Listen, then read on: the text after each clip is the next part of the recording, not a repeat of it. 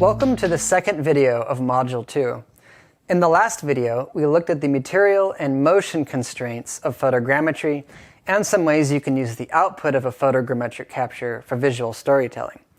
In this video, we will talk about how to plan for the capture of landscapes, objects, and the interior and exterior of structures. This assumes that you've determined the viability of your capture subject regarding its materials and textures, and know that it will not move during the capture process. Plus, by now you've also decided or considered how you are going to use your photogrammetrically captured asset, either in a two-dimensional or a three-dimensional medium.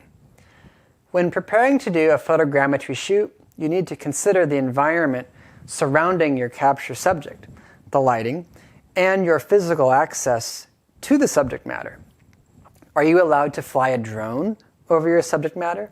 If you're capturing an object, can you move it to a location, or do you need to move it to a location where you can easily take photos of it from all perspectives? And how is the lighting? Do you need to provide supplementary lighting? Know that if there are shadows in your capture, they will appear in the output photogrammetry reconstruction. Let's first consider a landscape that could be captured with a drone.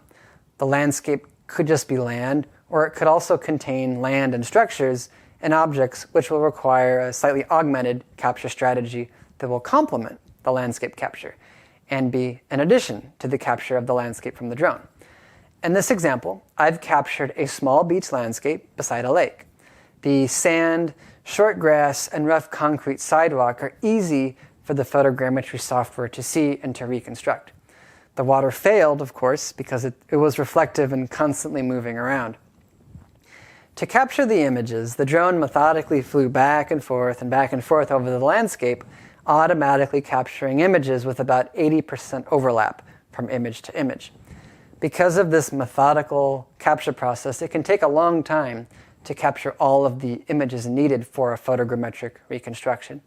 So it's important to plan ahead, plan accordingly, bring enough batteries for your drone, and have enough time to fly. Weather and drone regulations always play into account as well, so make sure you go into your drone photogrammetry shoot understanding the context in which you are operating.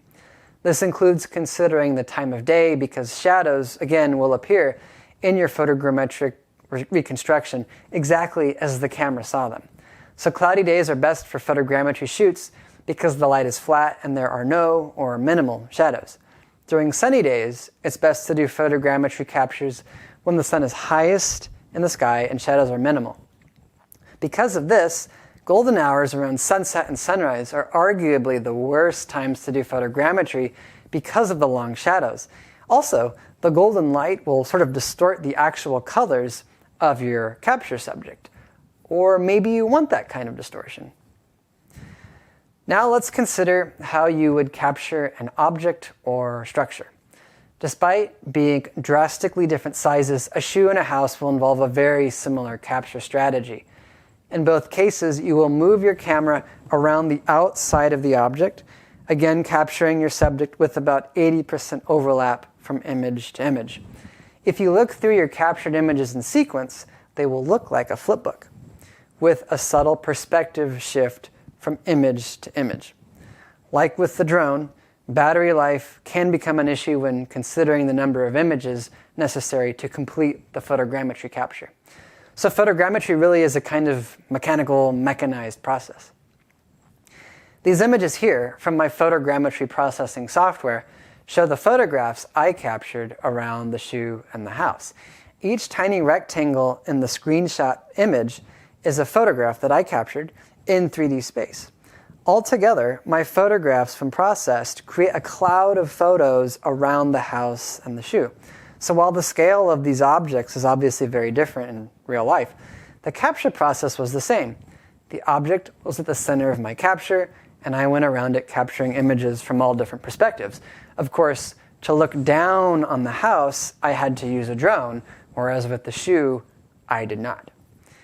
If you are capturing an interior space, a room, say, the object capture process is inverted because now you are in the middle of the object, looking outwards at it. Instead of having your subject matter at the center of your capture, with you moving your camera around the object, with the room or interior space, you need to face your camera outwards because the capture subject is surrounding you. During the capture, you will move around the room so that you are always capturing the opposite wall, as represented in the image here. Of course, if there are objects in the room, then you will want to revert to centering the object and taking photos around it. Capturing interior spaces is complicated because of the number of images it can take to capture not only, say, the walls of the room, but also the object contents of the room, though these image sets are then processed all together in the photogrammetry software. For more details about how to capture objects big and small, rooms, and on how to do photogrammetry with a drone, I will direct you to the Guide to Photogrammetry Photography that I made for the Online News Association and Journalism 360. It's in the optional resources for this module. Going through the guide will provide useful information on how to think about planning a photogrammetry shoot and also prepare you for the next module in this course that involves performing a basic photogrammetry capture. So to wrap up this video in Module 2, we've covered the practical limitations of photogrammetry regarding materials and textures that do and do not capture well. And we've also captured the basics in terms of planning how you will capture subjects big and small, including interior spaces and drone captures. We also began discussing the different ways you can use photogrammetrically produced content for two-dimensional and three-dimensional storytelling and journalism. In the next module, we will do a photogrammetry capture, have an introduction to LiDAR technology, and look at crowdsourced and open-sourced ways of doing photogrammetry where you don't go out and photograph anything because other people have already done it.